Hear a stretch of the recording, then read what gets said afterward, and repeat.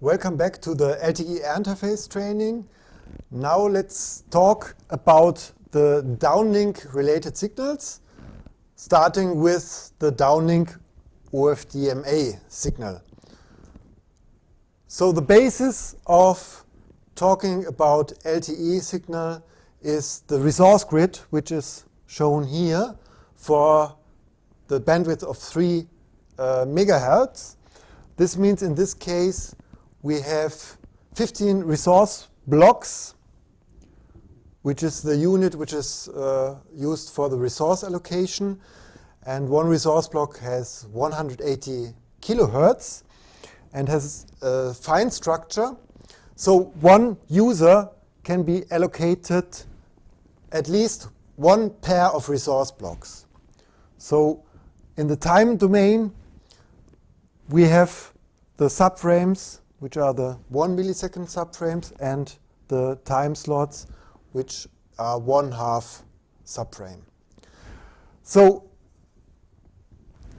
let's have a look at the resource grid in detail. Here we see we have one radio frame, which is 10 milliseconds, and one subframe consists of 2 slots. In this case, we have put the subframe number 4, which consists of the slots number 8 and 9. And here you see the fine structure of one of these resource blocks. So the resource block consists of 12 subcarriers. Each subcarrier has a bandwidth of 15 kilohertz and contains 12 symbols. So the parameters of the physical resource blocks are represented here. Let's have a look at the configuration of the normal cyclic prefix. In this case, we have the bandwidth of 15 kilohertz, and the resource block contains 12 subcarriers. And the number of symbols is 7 in one time slot. If we use extended cyclic prefix, we have 2 types of configurations. One with a bandwidth of 15 kilohertz, including also 12 symbols, 12 subcarriers, and only 6 symbols. We know we have a longer cyclic prefix, and we have to sacrifice 1 symbol for the extension. But the extended cyclic prefix is a configuration which is suitable for longer delay spreads, and the delay spread robustness can still be increased if we use still lower bandwidth of the subcarrier. So we have a configuration which only has half of the normal bandwidth, 7.5 kilohertz, and this is only used for the broadcast and only used in the downlink. So in this case, one resource block is built from 24 subcarriers. And each subcarrier has a lower capacity, so he can only transmit 3 symbols in one time slot. So now let's come to the LTE physical signals. This is about the synchronization signals. They have 2 components. One is the primary synchronization signal, the second is the secondary synchronization signals. So the synchronization has 2 steps, and after the synchronization we get the physical cell ID, the PCI, which is composed of the member, which is a number between 1 and 3. So, and 168 groups. So altogether we have 504 physical cell IDs. So the synchronization is used for synchronizing the system frame, the subframe, and the symbol. And it is a prerequisite for level measurement.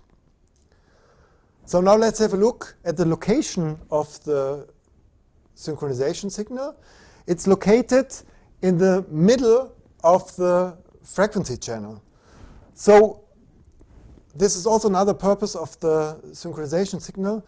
The user equipment detects the location of the center frequency by looking for the synchronization signal. And it is transmitted 2 times in a radio frame. Here in the first slot of the radio frame and in the 10th slot. And it is distributed over 62 subcarriers, so independent of the bandwidth of the LTE system. So it's agnostic to the so to the actual bandwidth of the LTE signal. And we have 62 different symbols which make the sequence of the synchronization signal, and these sequences tell us the physical cell ID.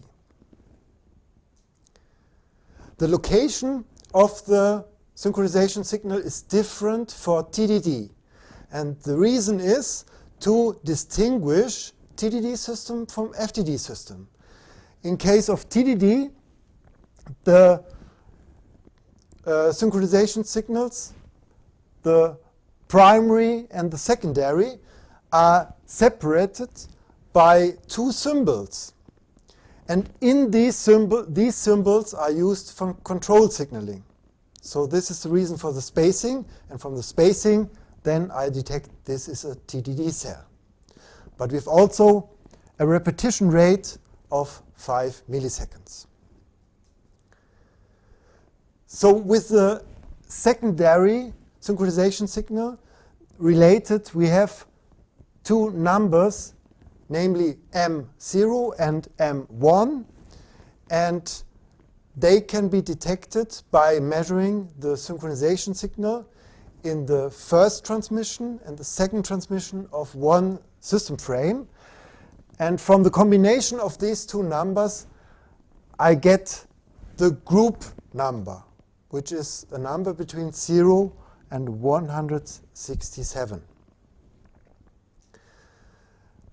And you see, the synchronization signal uses also a scrambling.